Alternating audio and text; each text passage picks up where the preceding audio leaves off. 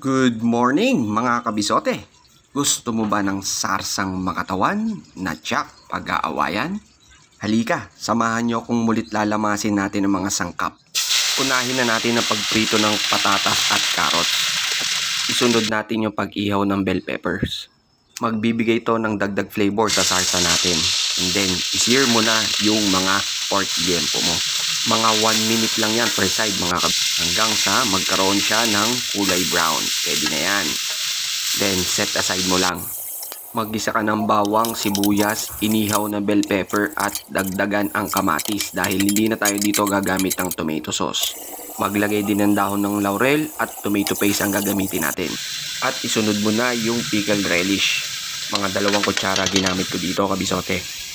Ayan, ganyan yung gusto nating ma-achieve para maging makapal ang sarsa natin. And then, ibalik mo na yung pork liempo na isinir mo kanina. Then, mekos-mekos mo lang yan mga kabisote. Isunod nating lagay yung pinagbabara ng karne. Lagyan ng konting brown sugar at dagdagan ng konti ang paminta.